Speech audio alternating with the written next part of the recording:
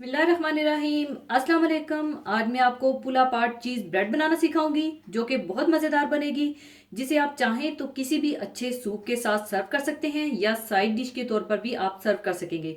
तो इसको बनाने के लिए हमें चाहिए होगी ब्रेड 500 ग्राम। कोई भी अच्छी नरम वाली ब्रेड ले लीजिएगा।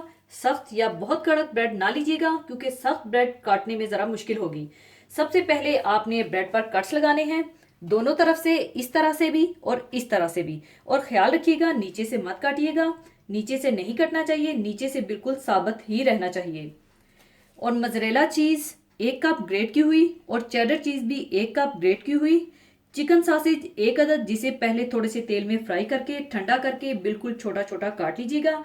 और अगर आप सॉसेज नहीं डालना चाहते, वेजिटेरियन रखना चाहते हैं, तो आप इसमें अपनी मर्जी से कटे जैतून, कान या शिमला मिर्च भी डाल सकते हैं। और बारीक कटी हरी प्याज 1 कप चाहिए होगी। पिघला हुआ मक्खन 1/4 कप और कुटी हुई लाल मिर्चें 1 टीस्पून और सफ़ेद तिल ले लीजिएगा 1 टेबलस्पून। इसके बाद आप सारी चीज़ों को मिला लीजिए। चेडर चीज़, मोज़रेला चीज़, हरी प्याज और सॉसेज।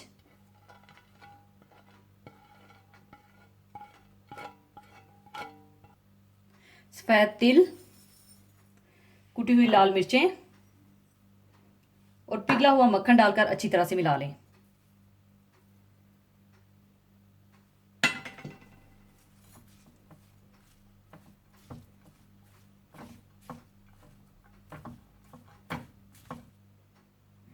अच्छी तरह मिक्स करने के बाद आप ओवन की ट्रे में फॉइल रख लीजिएगा और फिर ब्रेड में अच्छी तरह से नीचे तक स्टफ कर दीजिएगा।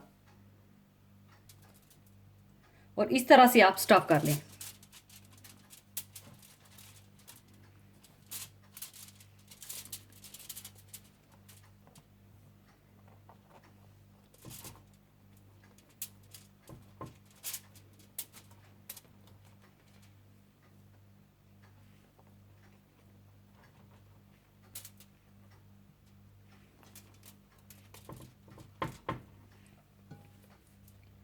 और इस तरह से आप इसकी सारी लाइनें भर लें।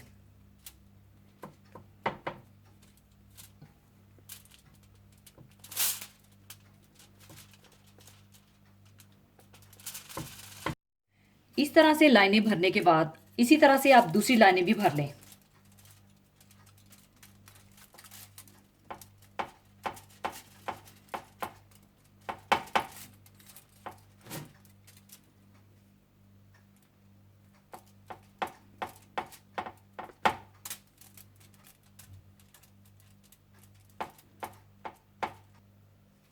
अच्छी तरह से स्टफ करने के बाद पहले आप ओवन को 180 डिग्री सेंटीग्रेड पर प्रीहीट कर लीजिएगा और फिर फाइल में बंद करके 15 मिनट के लिए बेक कर लीजिएगा।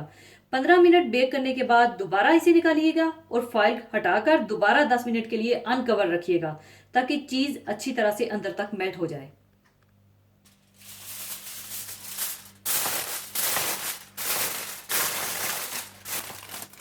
और इस तरह से आप सारी ब्रेड को कवर कर लें।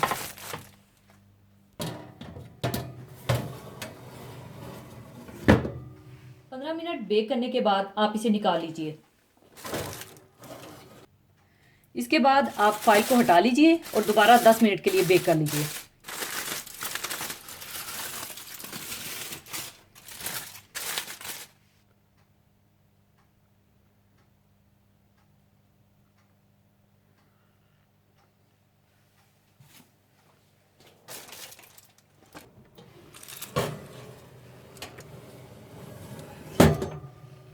दस मिनट बेक करने के बाद पुल अपार्ट चीज़ ब्रेड तैयार है। अब इसे मैं निकाल लूँगी।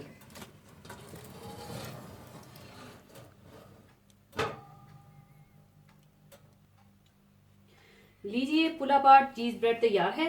ज़रूर बनाइएगा। और जाने से पहले एक हदीस पाक शेयर करना चाहूँगी। हदीस पाक इस तरह से है। हज़रत अबू सईद खदरी रज़ी अल्लाह ताला अन्हु से रवायत है कि नबी करीम सल्लल्लाहु अलैहि वसल्लम ने इरशाद फरमाया, बेशक दुनिया शीरियों शादाब है, अल्लाह ताला तुम्हें इसमें जानशीन बनाने वाला है। बस वो देखेगा कि तुम कैसे काम करते हो। बस अगर तुम कामयाब होना चाहते हो तो दुनिया के धोखे से बचो और औरतों के फितने में मुब्तला होने से बचो, क्योंकि बनी इसराइल की पहली आजमाइश औरतों ही के बारे में थी। इस हदीस मुबारका में बुनियादी तौर पर 3 अहम बातों का जिक्र है। सबसे पहले इंसान की आजमाइश का, कि वो कैसे अमाल करता है। इस बात का जिक्र कुरान मजीद में बेशुमार जगह है, जैसा कि सूरह मुल्क की आयत नंबर 2 में अल्लाह ताला इस तरह इरशाद फरमाते हैं कि अल्लाह ने मौत और जिंदगी को पैदा किया ताकि तुम्हारी आजमाइश करे कि तुम में से कौन अच्छे अमल करता है, और वो ज़बरदस्त और बख्शने वाला है। दूसरे नंबर पर जिक्र है दुनिया के धोखे का। ये दुनिया और इसकी चमक दमक, मालो असबाब बिलाशुबा देखने में खुश रंग और दिलों को लुभाने वाली हैं, और इस दुनिया की मोहब्बत ही दरअसल तमाम गुनाहों की जड़ है। लिहाजा इंसान दुनिया के धोखे में आकर अपनी तख्लीक के मकसद को न भूल जाए, जिसका जिक्र कुरान में इस तरह आता है, और मैंने जिनों और इंसानों को इसलिए पैदा किया है कि मेरी इबादत करें। और आखिर में जिक्र है औरत के फितने का, जो कि बनी इसराइल की पहली आजमाइशों में से थी, जबकि ये इस उम्मत की भी बहुत बड़ी आजमाइश है, जिसका इशारा हमें कुरान और अहादीस में बकसरत मिलता है। दरअसल अल्लाह ताला ने जिनसे मुखालफ में भी एक फितरी कशिश रखी है, जिससे इंसानों के दिल इनकी तरफ खींचते हैं, और अगर कोई शख्स अहकाम शरीयत से बेपरवाह होकर इनका तालिब और इनकी तरफ माइल होगा तो समझ लें कि इसका दीनो ईमान खतरे में है, और जो शरीयत के दायरे यानी निकाह में रहते हुए इनसे इस्तेफादा करेगा वो इनकी गारतगरी से महफूज रहेगा। अल्लाह ताला हमें इन तमाम आजमाइशों से महफूज फरमाए, आमीन। इसी के साथ मैं आपसे इजाज़त चाहूँगी। अपना बहुत ख्याल रखिएगा, दुआ में याद रखिएगा। अल्लाह हाफिज़।